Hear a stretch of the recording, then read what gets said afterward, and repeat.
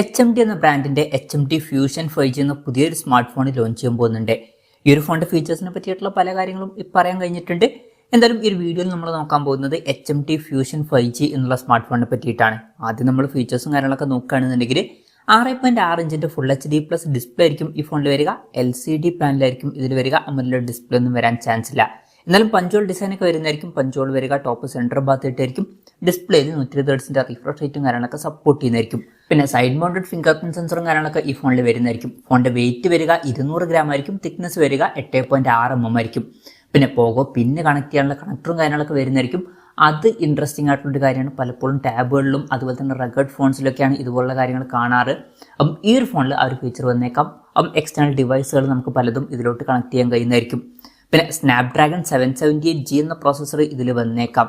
ഇപ്പോഴത്തെ ഒരു ഇതിൽ 20,000 രൂപയ്ക്ക് താഴേക്കാണെന്നുണ്ടെങ്കിൽ തരക്കേടില്ലാത്തൊരു പ്രോസസ്സർ എന്ന് പറയാവുന്നതാണ്. 15,000 രൂപ പ്രൈസ് റേഞ്ചിലാണെന്നുണ്ടെങ്കിൽ അത്യാവശ്യം നല്ലൊരു പ്രോസസ്സർ എന്നൊക്കെ തന്നെ പറയാവുന്നതാണ്.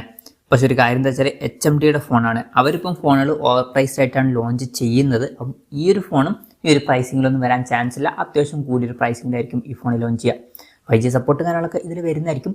ബേസ് വേരിയന്റിൽ 8GB റാമും 256GB ഇന്റേണലും വന്നേക്കാം. പിന്നെ സ്റ്റീരിയോ സ്പീക്കേഴ്സും കാര്യങ്ങളൊക്കെ ഈ ഫോണിൽ വരുന്നതായിരിക്കും. 3.5 mm ഓഡിയോ ജാക്ക് ഈ ഫോണിൽ വന്നേക്കാം. ആൻഡ്രോയിഡ് 14 ബേസ് ആയിട്ടുള്ള സോഫ്റ്റ്വെയർ ആയിരിക്കും ഇതിൽ വരിക. സ്റ്റോക്ക് ആൻഡ്രോയിഡ് സോഫ്റ്റ്വെയറും കാര്യങ്ങളൊക്കെ ഇതിൽ വരുന്നതായിരിക്കും. അപ്പോൾ ക്ലീൻ ആയിട്ടുള്ള ഒരു സോഫ്റ്റ്വെയർ എക്സ്പീരിയൻസ് നമുക്ക് ലഭിക്കുന്നതായിരിക്കും. പിന്നെ സോഫ്റ്റ്വെയറിൽ പരസ്യം വരുന്ന പ്രശ്നങ്ങളോ കാര്യങ്ങളോ ഒന്നും ഉണ്ടാവില്ല. കാര്യമായിട്ട് ബ്ലോട്ട്വെയർസും ഉണ്ടാവില്ല.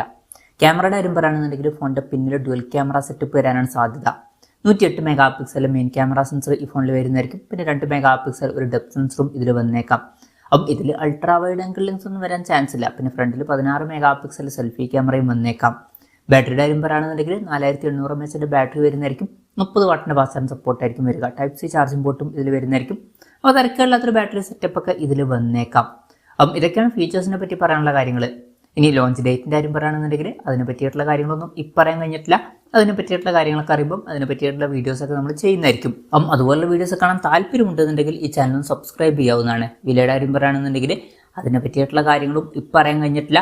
എന്നാലും നമ്മുടെ എക്സ്പെക്ടേഷൻ പറയുകയാണെന്നുണ്ടെങ്കിൽ HMDയുടെ ഫോണാണ്. അപ്പോൾ നല്ല രീതിയിൽ അവർ പ്രൈസ് ചെയ്തോളണം എന്നില്ല. അപ്പോൾ നമുക്ക് ഈ ഒരു സ്മാർട്ട് ഫോൺ മിക്കവാറും 20,000 രൂപയ്ക്ക് മുകളിലായിട്ട് തന്നെ എക്സ്പെക്ട് ചെയ്യാവുന്നതാണ്.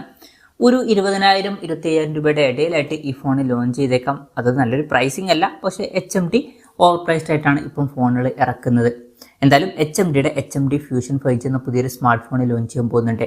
ഈ ഒരു ഫോണിൻ്റെ ഫീച്ചേഴ്സിനെ പറ്റിയിട്ടുള്ള നിങ്ങളുടെ അഭിപ്രായം ജസ്റ്റ് ഒന്ന് കമൻറ്റ് ചെയ്യുക. അതുപോലെ തന്നെ ഈ ഫീച്ചേഴ്സുമായിട്ട് വരുന്ന ഒരു സ്മാർട്ട് ഫോണൊക്കെ ഇന്ത്യൻ മാർക്കറ്റിൽ നിങ്ങൾ ഏത് പ്രൈസിങ്ങിലാണ് എക്സ്പെക്ട് ചെയ്യുന്നത് എന്നുള്ള കാര്യം കൂടി ജസ്റ്റ് ഒന്ന് കമൻറ്റ് ചെയ്യുക.